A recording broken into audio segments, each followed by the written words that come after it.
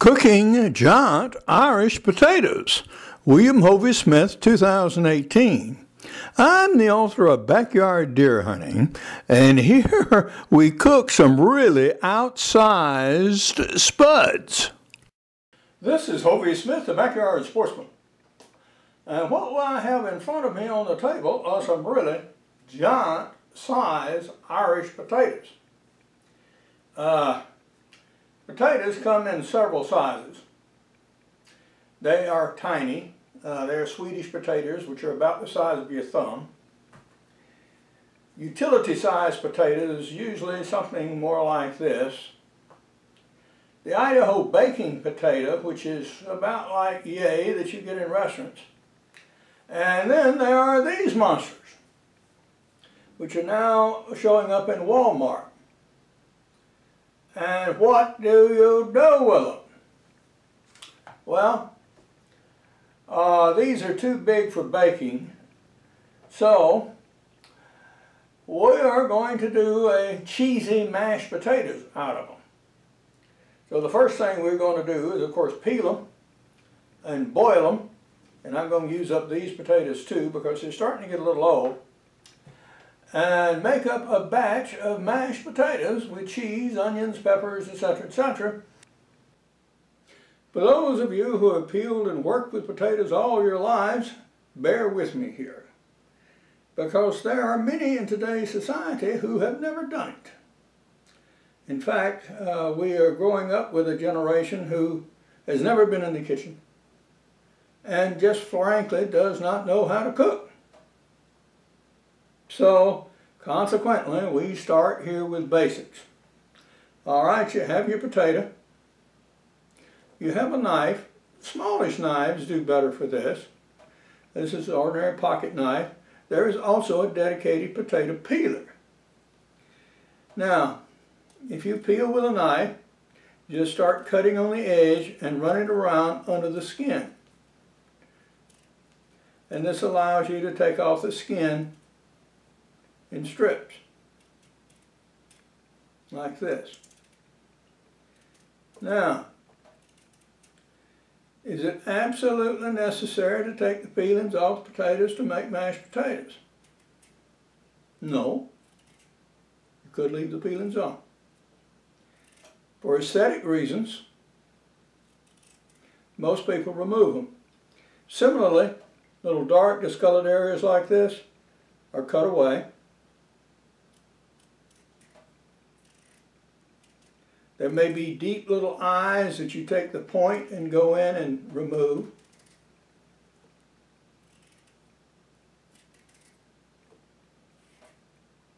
And now you have a peeled potato. Now if you're going to boil potatoes, okay, go ahead and cut them up into some reasonable sizes, like this, and immediately drop them in water. That keeps them from discoloring. So now this is one of our giant fellows. Same way. Is he going to taste any different? A little bit. Okay.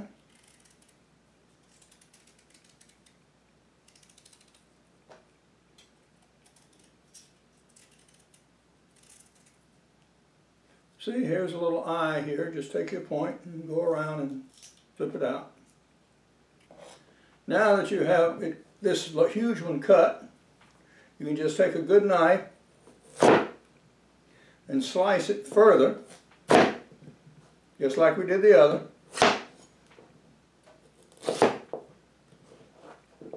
Cut it up in about 1-inch cubes.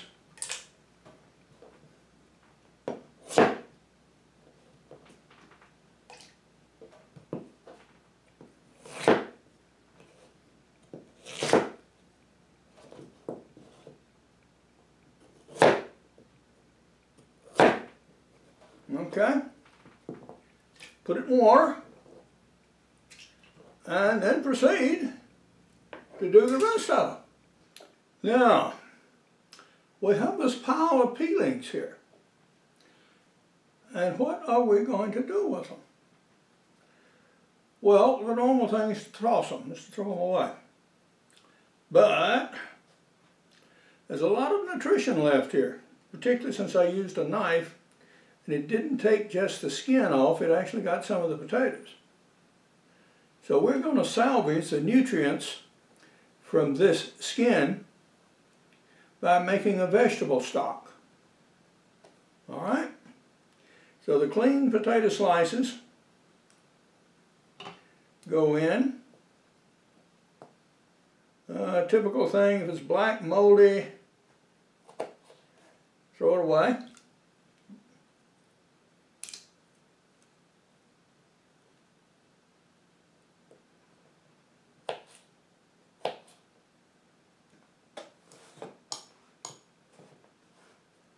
Okay, so of our potatoes, only this little handful here goes in the garbage. The other, we salvage the nutrients from them. Now that we have our pots on the stove, I'm going to start adding a little seasoning to both. What I have in here is bacon grease. I buy bacon maybe 4 pounds a year, so I don't use it very often. I'm going to put a little grease in here to get that started. These salt grinders, what's in here was originally these Himalayan pink salt crystals, but I had some salt that had absorbed moisture and hardened, so I just broke it up and put it in this grinder. These grinders are reusable, by the way, if you get these from Trader Joe's. So once you use them, don't buy another grinder, just refill it. Okay, that's about a teaspoon of salt in there. And about a 1/4 teaspoon in there.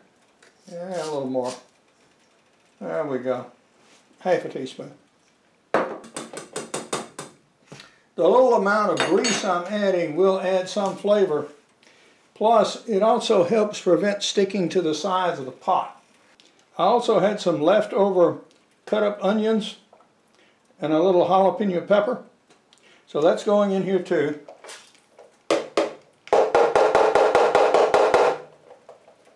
Since these are going to be cheesy potatoes, we're going to give them a little seasonings.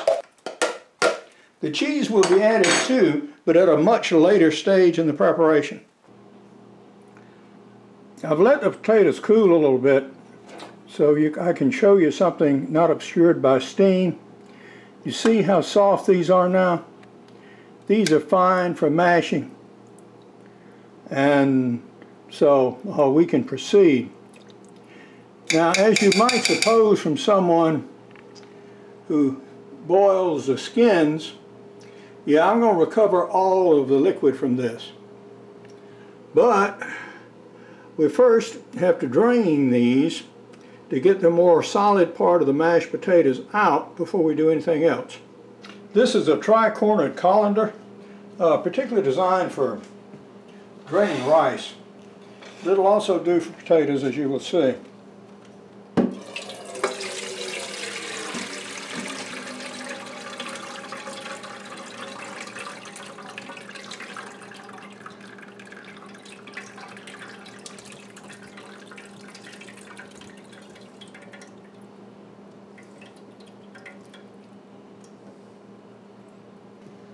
We can drain our skins.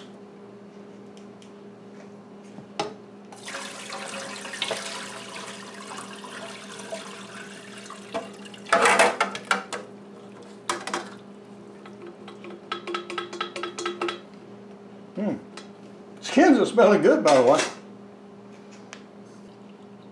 Now this can be used for animal feed. It can go in the compost pile. And there's nothing that says that you can't actually eat these. Put a little butter on them? Sure. They're fine. We have our potatoes now warmer than they were. Yeah. You want them hot enough so that they'll melt butter. And so I'm adding half a stick of butter to it. There's nothing magic about half a stick, but this is a good wad of potatoes, so it's going to take some fat. Then I have a cup of shredded cheese. Now this happens to be a Mexican blend of cheese, so it doesn't have quite the fats that some do, but it's a good tasty cheese. Break up that big clump there. Then we can go and need salt.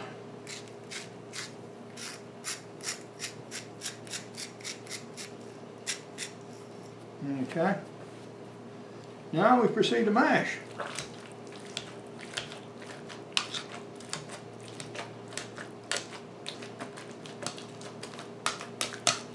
Okay, that's doing right. Have to taste now.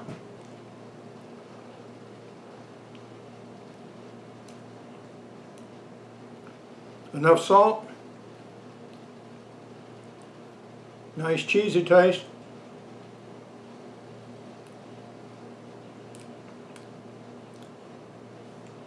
That's pretty good. Now I'm going to add something extra here. I'm going to add some dill weed.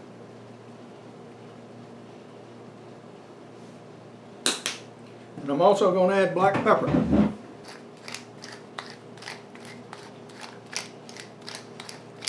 I have the salt profile and the butter profile and the cheese profile just right.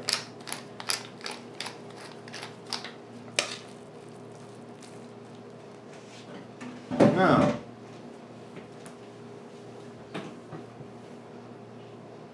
see how we do.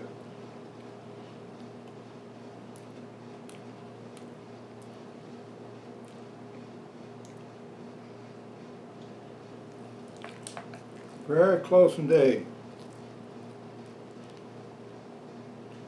Now this is a mashed potato that you can eat by itself.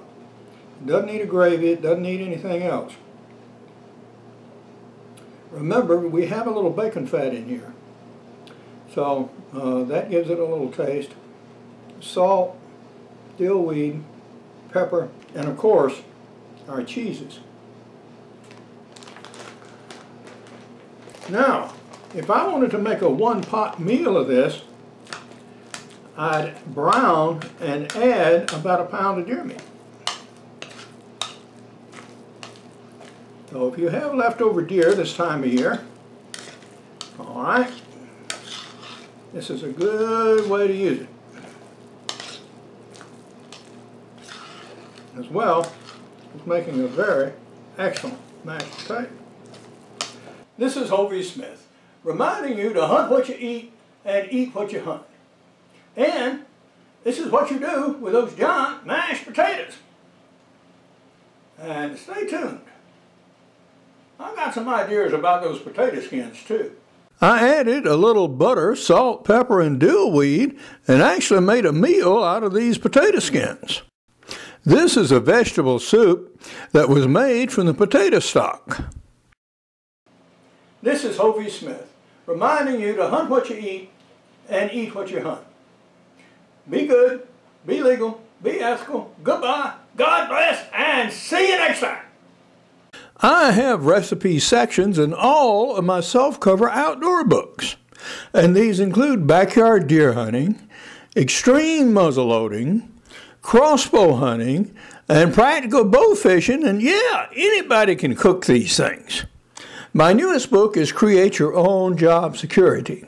What I advocate is a person start a whole series of businesses throughout their lives to do what they need to do at the time, and by the time they're in their 40s and older, have a business already established. So should they get laid off from their regular job, they have something already well developed and running to fall back on.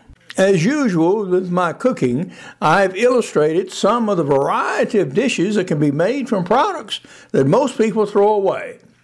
For more information, my books, blogs, and 700 videos, you can go to my website, www.hoveysmith.com. For my business books and Hovey's Knives of China, you can go to the websites below. Good hunting and good eating from the outdoors. Goodbye, and God bless.